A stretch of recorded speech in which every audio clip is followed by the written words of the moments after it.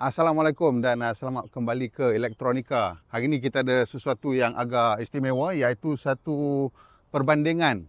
Hari ini kita ada dua kereta elektrik yang memang disasarkan untuk keluarga. Kalau tengah mencari kereta elektrik untuk keluarga nak 5 tempat duduk dan lapang, dua-dua ni mempunyai ciri-ciri yang lebih kurang sama dan kedudukan harga juga yang lebih kurang sama. Di sebelah kanan saya ni ialah JAC Aion Y Plus.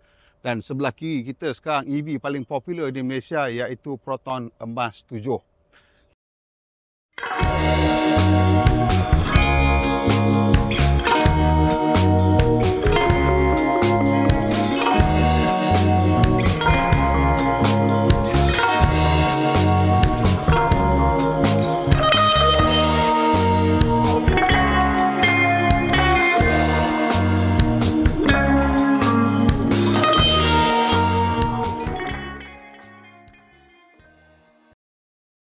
Jadi apakah perbezaan antara dua kereta ni?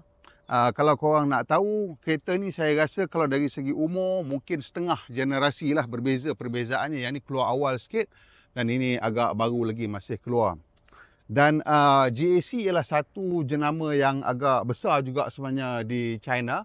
Dan Aion ni adalah satu produk yang memang agak lama jugalah ada di China. Dan JAC adalah partner kepada Toyota dan juga kepada Honda. Dan salah satu produk dia orang iaitu telah menjadi Toyota BZ3X. Dan of course yang ini adalah produk daripada Proton yang menggunakan teknologi daripada rakan teknologi mereka iaitu Geely. Kedua-dua produk ni sebenarnya adalah satu lambang ataupun simbol kepada cara China membuat kereta sekarang. Kalau kita tengok daripada luar, kita nampak bahawa JAC Aion ni mungkin lebih berkotak lah, lebih boxy dia punya shape. Anak saya kata ini adalah soccer mom punya kereta untuk tahun 2025 lah, iaitu sebuah kenderaan elektrik yang sangat lapang dalam dia. Kalau you akan perasan, kedua-dua kereta ni mempunyai jarak ganda yang besar. Sebab tipikal untuk kereta elektrik, dia memang menggunakan ruang di antara ganda untuk meletakkan bateri. Jadi memang dia punya jarak ganda dia tu besar.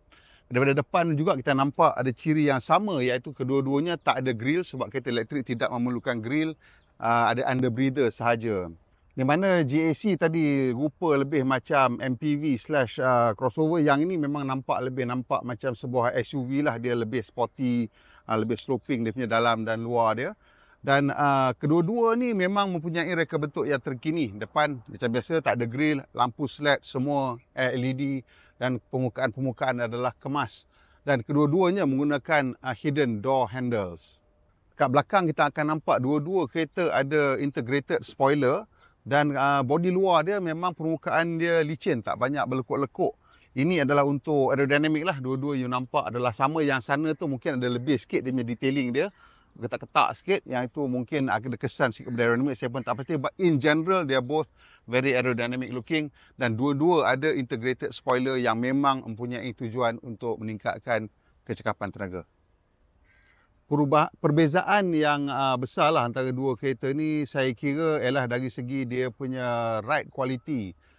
Untuk yang ini bukannya tak lembut dah, tetapi of course bila ada extra time kan, untuk yang ini dah lama sikit dia baru keluar, so that extra 1 year 2 years tu boleh menghasilkan satu ride quality yang lebih halus lagi. Dan kebanyakan kereta yang sezaman dengan yang ini mempunyai ride quality yang lebih lembut daripada kereta yang sezaman dengan yang itu. Beza 2-3 tahun saja.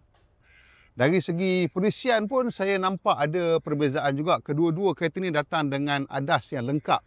Dua-dua boleh berfungsi dalam traffic jam. Cuma kita tengok dia punya presentation daripada skrin tengah tu, apa yang dia nampak, presentation ini lebih refine dan dia punya algoritma semasa braking dan memecut adalah lebih halus lagi. Itulah perbezaan yang berlaku dalam tempoh 2 tahun setengah ataupun 3 tahun antara dua kereta ini. Dan ini sangat berbeza daripada cara kita tengok jenama Eropah mungkin yang melakukan model-model ni. Dia punya spek tu kadang-kadang kekal selama 5 tahun. Satu generasi tak ada perubahan besar sangat. Tapi di China, dia orang upgrade dan update dia orang punya software dengan lebih cepat lagi. Kalau you tengok dalam dua-dua kereta ni, you akan nampak dua-duanya ada center console yang floating lah. Dia ada 2 lapis tempat simpan barang. Cuma yang approach yang sana tu dia rendah sikit, yang ni tinggi sikit. Tapi apa pun banyak sekarang kereta elektrik memang mempunyai center console bertingkat macam ni. Dan benda yang kita akan perasan berbeza yang ni dengan yang sana ialah of course the level of software lah. Dekat sini menggunakan Flyme punya software, di mana banyak syarikat-syarikat kereta yang zaman sekarang yang menghasilkan EV, dia orang dah integrate dengan, bukan integrate dari segi mungkin tak beli, macam Geely dia beli syarikat handphone yang kecil di China supaya dia ada akses kepada software. Setengah-setengah lagi akan menggunakan software daripada Xiaomi ke, daripada mana ke, Baidu ke, untuk menghasilkan user interface yang begitu canggih.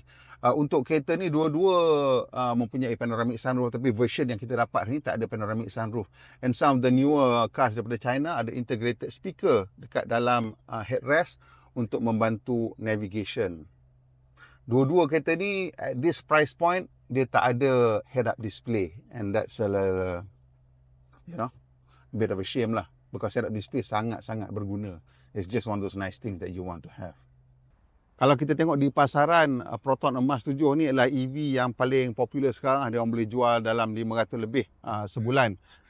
Menguasai 25% pasaran. Saya personally tak impressed lah, sebab saya rasa Proton should be able to sell like 1,000 of these cars, because dia punya ciri dia adalah yang terkini dan harga yang kompetitif. Yang ini bukan kata spek dia tak bagus, tapi memang kereta ni kita tahu dia punya sasaran mungkin untuk harga yang lebih mampu milik di China, tapi bila dia convert datang ke sini mungkin harga dia lebih sikit lah daripada yang ditawarkan oleh Proton. Tetapi jenama-jenama China dia orang suka bagi offer macam-macam. So kereta ni sekarang dia punya harga adalah sangat-sangat menarik, tapi masa you nak beli you kena check lah. Ni sekarang bulan 3 2025 ada diskaun 16,000. So this is now actually cheaper than that car slightly. But pretty much dia punya features dia adalah lebih kurang sama. Cuma yang itu sebab dia lebih baru and dia punya material quality, Geely tends to have slightly better material quality. This feels a little bit more premium. But if you want something that's interesting and outstanding, the EV market is so full of interesting products sekarang. Dan ianya adalah pasaran yang paling mencabar di Malaysia ni untuk syarikat-syarikat kereta. Sebelum kita berpisah, saya nak tunjuk sikit salah satu lagi ciri yang you kena check kalau you nak tengok kereta elektrik tu. Dia lebih moden, dia lebih banyak ruang-ruang simpanan yang macam ni. Sebab dia orang dah tak ada bawa spare tire lagi dah. Kereta ni dah tak ada spare tire. Yang sana masih lagi menggunakan spare tire walaupun menggunakan space saver. Tapi apa yang ada kat belakang ni adalah satu macam bathtub yang sangat-sangat besar. Kebanyakan kereta elektrik memang macam tu sekarang, sebab belakang dia dah tak ada tangki minyak, dah tak ada apa. Memang itulah ruang simpanan barang yang sangat besar dalam kebanyakan kereta elektrik. So kalau kita tengok yang sana, dia punya design tu, itulah yang saya kata nampak macam half a generation ago. Okay, kalau bagi saya pilihan, obviously saya nak Emas 7 ni, if for nothing else, dia punya service center lagi banyak dan distribution network dia lebih bagus.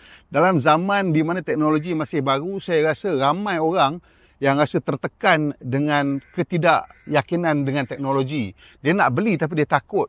So, antara benda yang akan membolehkan kita berasa lebih yakin ialah kalau kita nampak service center banyak, dan of course Proton being Proton, mestilah lebih banyak service center daripada jenama JAC yang sekarang diedarkan oleh Tan Chong. Sampai situ je video kita kali ni. Kalau boleh you suka, tekan butang like.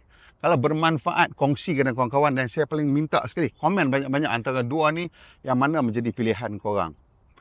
Kalau belum subscribe, tekan butang langganan dan juga butang loceng supaya tak ketinggalan bila kita buat video terbaru. Pemandu Malaysia, pemandu yang berhemah. Kita jumpa lagi, insya-Allah.